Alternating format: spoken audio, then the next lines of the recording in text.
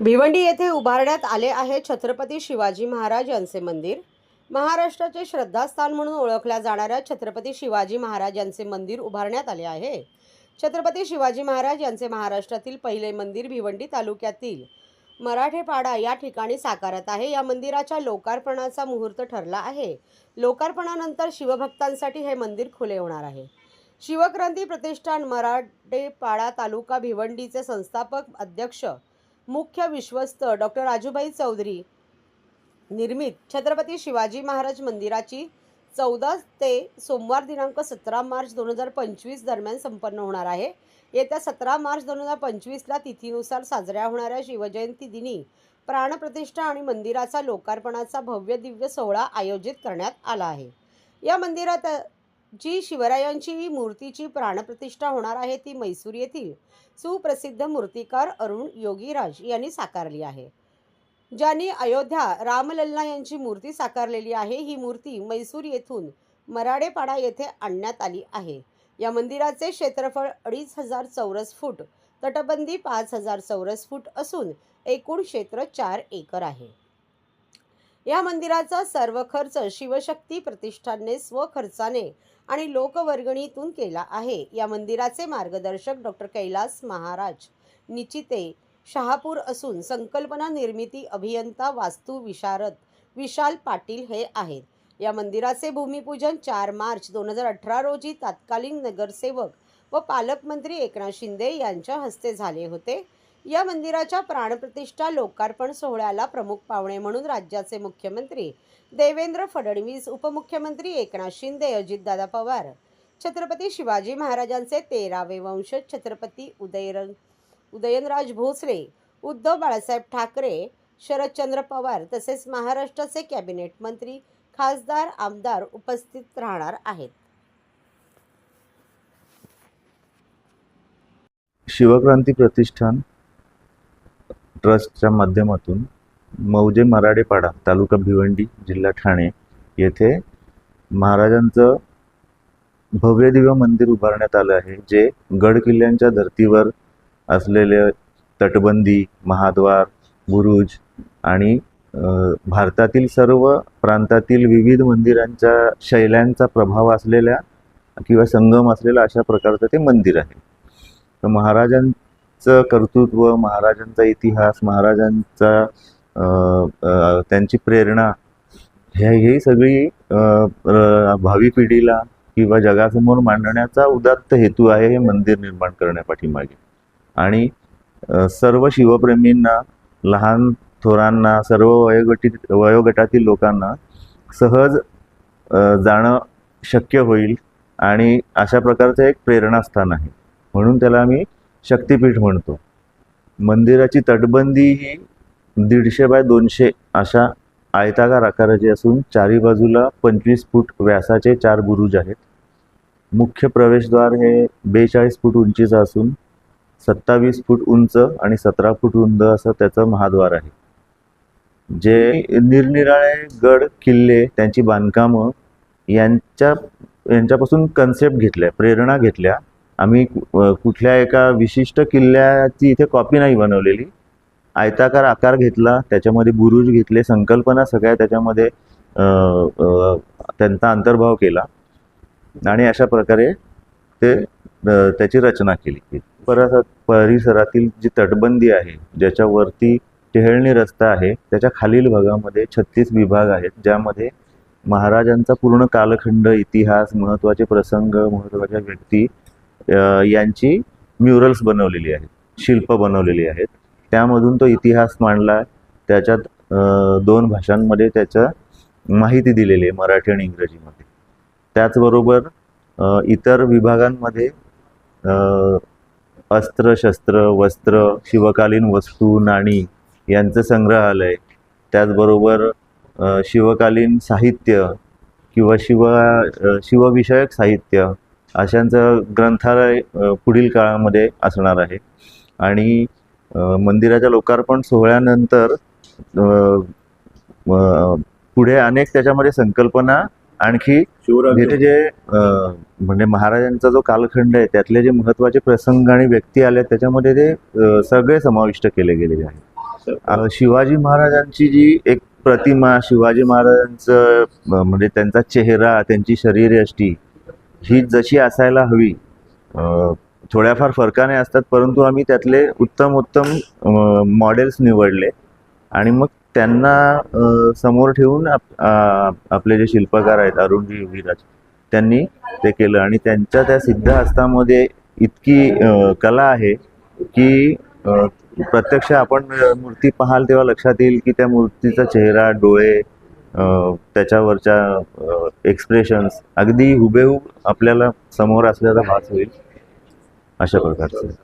अर्पण सोहळ्याबद्दल थोडक्यात सांगतो. दिनांक 14 मार्च ते 17 मार्च असा 4 दिवसांचा सोहळा आहे, ज्याच्यामध्ये पहाटे किंवा सकाळच्या सत्रामध्ये विविध प्रकारचे विधी, होम, हवन रोज असणार आहे 3 दिवस, 14, 15 आणि 16 तारखेला.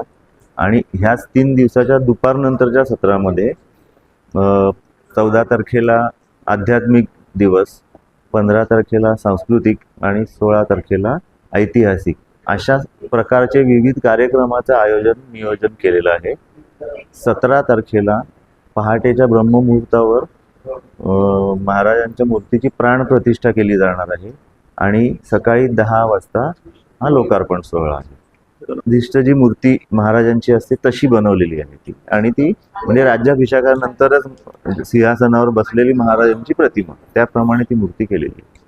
हा लोकार्पण सोहळ्यासाठी महाराष्ट्रातील राजकीय, सामाजिक, सांस्कृतिक किंवा नाट्यचित्र सृष्टी यातील सर्व मान्यवर म्हणजे माननीय मुख्यमंत्री, उपमुख्यमंत्री, इतर खात्यांचे मंत्री, आमदार, खासदार, याचबरोबर कलाकार मंडळी आणि महाराजांचे वंशज, महाराजांच्या बरोबर लढलेले मावळे, त्यांचे वंशज, अशा सर्व विविध आपली मंदिरं, महाराष्ट्रातली मंदिरं, शक्तिपीठं, मठ, अशा सर्व प्रकारच्या सर्व क्षेत्रातील मंडळींना निमंत्रित केलेलं आहे. शिवरायांचं जे मंदिर रूपी शक्तिपीठ आहे याचा लोकार्पण सोहळा जो आता येत्या 14 ते 17 मार्चला आहे.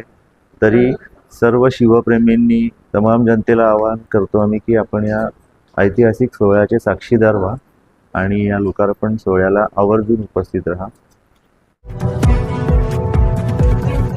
महाराष्ट्रातील भगिनींना आधार देणारी राज्य शासनाची मुख्यमंत्री माझी लाडकी बहीण योजना. या योजनेअंतर्गत अल्प उत्पन्न गटातील 21 ते 65 वयोगटाच्या भगिनींना मिळणार दरमहा 1500 रुपयाची मदत. अर्ज करण्यासाठी 31 ऑगस्ट 2024 पर्यंत मुदतवाढ. कुटुंबाचं वार्षिक उत्पन्न 2.5 लाख रुपयांपेक्षा कमी असलेल्या महिला पात्र. कुटुंबाकडे पिवळं किंवा केसरी रेशन कार्ड असल्यास उत्पन्नाचा दाखला आवश्यक नाही. पांढरं रेशन कार्ड असेल किंवा रेशन कार्ड नसेल तर कुटुंबाचं वार्षिक उत्पन्न 2.5 लाखांपेक्षा कमी असल्याचा दाखला आवश्यक. योजनेसाठीचा ऑनलाईन अर्ज नारी शक्ती दूत ॲपवरून किंवा पोर्टलवर भरता येईल. ज्या भगिनींना ऑनलाईन अर्ज भरता येत नसेल त्यांच्यासाठी अंगणवाडी, ग्रामपंचायत, वॉर्ड ऑफिस, सेतू सुविधा केंद्रामध्ये किंवा आशाताई बचत गटाच्या CRP यांची मदत उपलब्ध. आता आपल्याला अभिमानानं म्हणता येईल, सुखी आणि सुरक्षित आहे माझी लाडकी बहीण.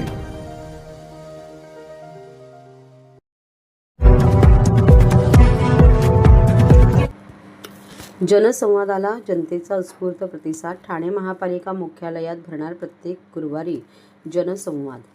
भारतीय जनता पक्षाकडून जनता दरबार सुरू करण्यात आला असून मुख्य शिवसेना एकनाथ शिंदे पक्षामार्फत सुद्धा जनतेच्या मूलभूत समस्या सोडवण्यासाठी एकनाथ शिंदे यांनी सर्व नगरसेवक, शाखाप्रमुख आणि पदाधिकाऱ्यांना जनतेमध्ये जाण्याचे आदेश दिले आहेत. त्यानुसार सर्व नगरसेवक, शाखाप्रमुख आणि पदाधिकारी कामाला लागले आहेत. एकनाथ शिंदे यांनी दिलेल्या आदेशानुसार प्रत्येक मंगळवारी स्वर्गीय धर्मवीर आनंद दिघे यांच्या मठामध्ये जनसंवाद दरबार भरणार असून यामध्ये नागरिकांच्या समस्या जाणून त्या सोडवण्याचा प्रयत्न केला जाणार आहे. यासोबतच ठाणे महानगरपालिकेची निगडीत असलेल्या सर्व प्रकारच्या मूलभूत समस्यांची देखील दखल घेतली जाणार आहे. याकरिता गुरुवारी ठाणे महानगरपालिका येथील सर्व कार्यालयातील जनसंवाद दरबार भरवला जाणार आहे, अशी माहिती माजी महापौर अशोक वैती आणि माजी विरोधी पक्षनेते मनोज शिंदे यांनी दिली. कार्यालयामध्ये जनसंवाद दरबाराच्या माध्यमातून जनतेच्या समस्या ऐकून त्यांची सोडवणूक करतानाच महिन्यातून एक दिवस सर्व नगरसेवक, शाखा प्रमुख आणि पदाधिकारी प्रभागांमध्ये फिरून जनतेशी संवाद साधणार आहे. त्यामुळे सर्व स्तरातून उपमुख्यमंत्री आणि शिवसेना प्रमुख एकनाथ शिंदे यांच्या संकल्पनेतून निर्माण झालेला जनसंवाद कार्यक्रम लोकप्रिय होऊ लागला आहे.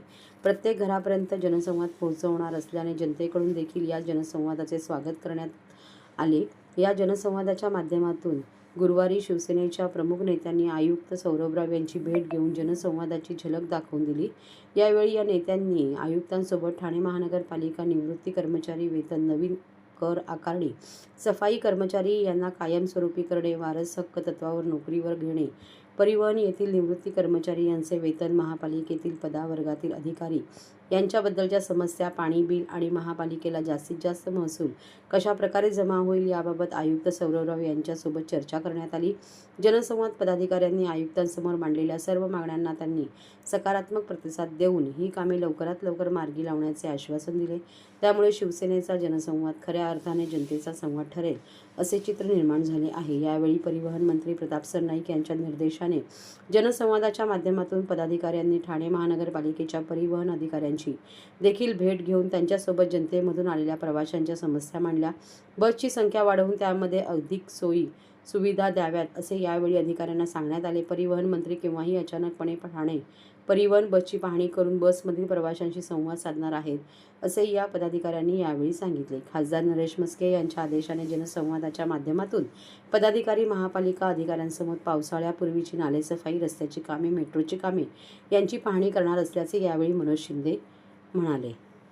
कॉमन मॅन म्हणजे DCM आमचे पक्षप्रमुख एकनाथ शिंदे साहेब, त्याचप्रमाणे खासदार नरेश म्हस्केजी, प्रताप सरनाईक, खासदार श्रीकांतजी शिंदे, आमच्या मीनाक्षीताई शिंदे या सर्वांच्या एकूण बैठकीतून हा एक निर्णय झाला की सर्व पदाधिकारी, माजी महापौर, माजी विरोधी पक्ष, माजी सभागृह नेते, सर्व नगरसेवक यांनी प्रत्येक गुरुवारी महानगरपालिकेच्या संदर्भात असलेले लोकांचे, महानगरपालिकेच्या कर्मचाऱ्यांचे जे ज्या काय प्रश्न आहेत, जमीन प्रश्न आहेत, ती मार्गी लावण्यासाठी प्रत्येकाने त्या ठिकाणी एक संवाद नागरिकांशी करावा, त्याच्यासाठी आम्ही या ठिकाणी आज बसलेलो आहोत. आमची मागणी होती की हा संवाद करत असताना आम्हाला पक्ष कार्यालय आम्हाला द्यावं, परंतु आम्ही शिवसेना आणि शिवसेनेचे सैनिक आहोत. आम्ही रस्त्यावर कुठेही बसून लोकांची कामं करू शकतो. परंतु या बाबतीत सन्माननीय आयुक्तांना आम्ही सांगणार आहोत की आयुक्त साहेब, प्रशासन म्हणून जेव्हा तुम्ही काम करता त्यावेळेला तुमच्यापर्यंत नागरिक पोहोचू शकत नाही. त्याचं एक अद्भुत चित्र म्हणजे आज आम्ही फक्त 2 दिवसाच्या हाकेवर नागरिकांना कळवल्यानंतर आज एवढी गर्दी या ठिकाणी, लोकांच्या मागण्या, लोकांचे प्रश्न सुटले नाही याचं एक दर्शन या ठिकाणी दिसते. आणि म्हणून त्या बाबतीत आयुक्तांना मंत्री साहेब 8% आम्ही सर्व जे आहोत त्या ठिकाणी उपस्थित आज हे सर्व भेटून सांगणार आहोत की आम्हाला पक्ष कार्यालय नागरिकांसाठी नंबर 1. नंबर 2, या ठिकाणी अनेक प्रश्न कामगारांचे देखील आलेले आहेत. त्याप्रमाणे नागरिकांचे प्रश्न आले, त्यामुळे कामगारांचे देखील प्रश्न आलेले आहेत. त्या सोडवण्यासाठी आज आम्ही थोड्याच वेळात 1:30 वाजता भेट करणार आहोत. आणि अशा प्रकारचं एक मंगळवारी आनंद आश्रम आणि गुरुवारी महानगरपालिका या ठिकाणी भेटणार आहोत. त्याच्या पुढे जो प्रतिसाद या ठिकाणी नागरिकांचा बघता एक या ठिकाणी आम्ही सूचना करणार आहोत आमच्या पक्षप्रमुखांना की त्या भागातले पॅनल ज्या वार्ड आहेत महानगरपालिकेचे त्या देखील भागामध्ये महिन्यातनं एकदा आम्ही जाऊन स्थानिक लोकांना त्यांच्या जागी म्हणजे त्या लोकांना त्रास होऊ नये येण्यासाठी त्या प्रभागात जाण्याचा देखील त्या संबंधित पॅनलच्या नगरसेवकांना घेऊन त्यांचा प्रश्न सोडवण्याचा देखील मानस या ठिकाणी आमचा आहे. आम्ही राजे वगैरे घेऊन दरबार करणारे नाही आहोत. त्यामुळे आम्ही सुसंवाद साधणार आहोत सर्वसामान्यांचं नेतृत्व ज्याप्रमाणे आमचे पक्षप्रमुख एकनाथ शिंदेजी करतात त्याप्रमाणे आम्ही त्यांचे सैनिक म्हणून नागरिकांनी त्यांचा प्रश्न मार्गी लावणार आहोत.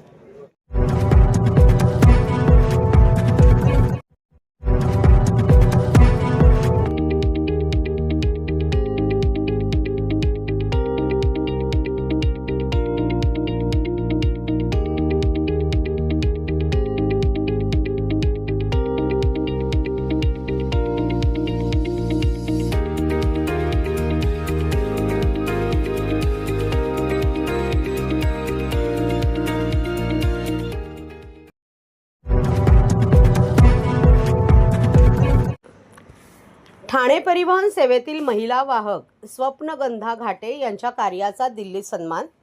ठाणे महानगरपालिकेच्या परिवहन सेवेत कंत्राटी पद्धतीवर काम करणाऱ्या महिला वाहक स्वप्नगंधा घाटे यांच्या उत्कृष्ट कामगिरीबद्दल S2 नवी दिल्ली या संस्थेने त्यांचा आज सन्मान केला. माजी IPS अधिकारी किरण बेदी यांच्या हस्ते स्वप्नगंधा घाटे यांचा सन्मान करण्यात आला.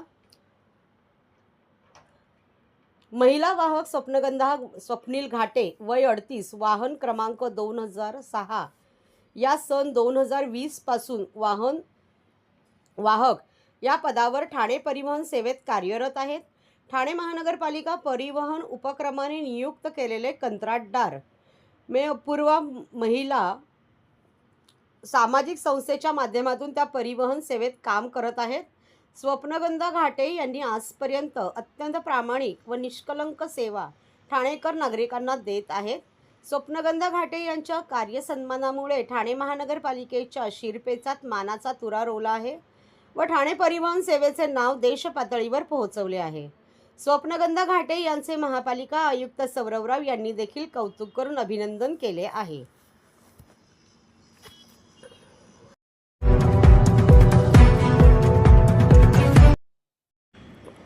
सरकारने नेहमीच महिलांना प्राधान्य दिले आहे. आमदार संजय केळकर. महिलांना ज्या ज्या वेळेला संधी मिळाली त्या वेळेला त्यांनी त्यांचं कर्तृत्व दाखवून दिले आहे. देशात थोर महिलांची परंपरा आहे आणि त्यांच्याकडून प्रेरणा घेऊनच अभिनव महाराष्ट्र घडत आहे. महाराष्ट्र कधीही थांबणार नाही. तो वेगाने जाण्यासाठी लाडक्या बहिणींचा पाठिंबा राज्याला आहे. केंद्र सरकार असो वा राज्य सरकार, त्यांनी नेहमीच महिलांना प्राधान्य दिले आहे, असे कौतुकोद्गार आमदार संजय केळकर यांनी काढले. आमदार केळकर पुढे म्हणाले की नोकरीबरोबर कौशल्य देखील विकसित करा.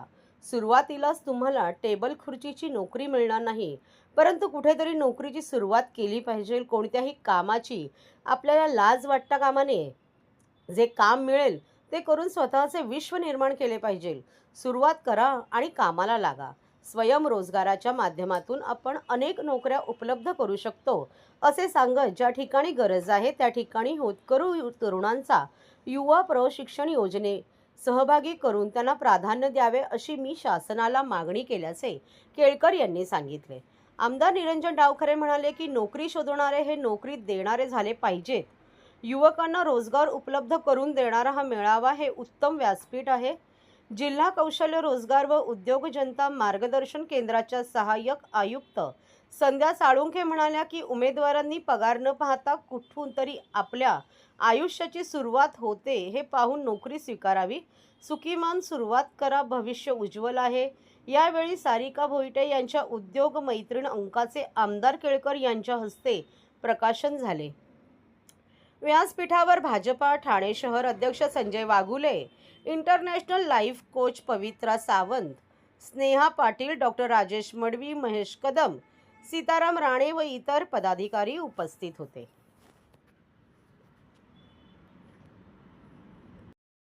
आज कौशल्य विकास खात्याच्या सहकार्याने मावळी मंडळाला आम्ही रोजगार मेळावा आयोजित केला आहे. त्याच्यामध्ये विविध संस्थांचा सहभाग पण आहे आणि तरुणांना रोजगार मिळावा, त्यांना त्या ठिकाणी नोकऱ्या एकत्रितपणे त्या ठिकाणी कंपन्यांच्या प्रतिनिधींना उपलब्ध करून त्याला या ठिकाणी इंटरव्ह्यू देता यावा किंवा स्वयंरोजगाराच्या काय काय वाटा आहेत यासंबंधी मार्गदर्शन व्हावं, निर्णय महामंडळाच्या माध्यमातून त्यांच्या योजनांचा सुद्धा लाभ घेता यावा यासाठी आज हा रोजगार मेळावा आयोजित केला आहे. आणि ऑनलाईनच ऑलरेडी जवळजवळ 400 तरुण तरुणींनी याच्यामध्ये आपलं नाव नोंदवलेलं आहे.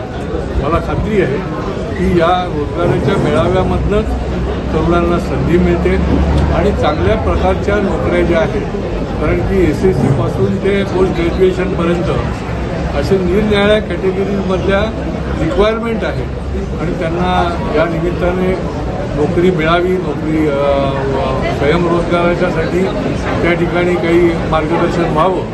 मला वाटतं की ही एक व्यासपीठ चांगलं आहे की ज्याच्या माध्यमातून तरुणांना या ठिकाणी रोजगार उत्पन्न होऊ शकतो, नोकरी मिळू शकतो.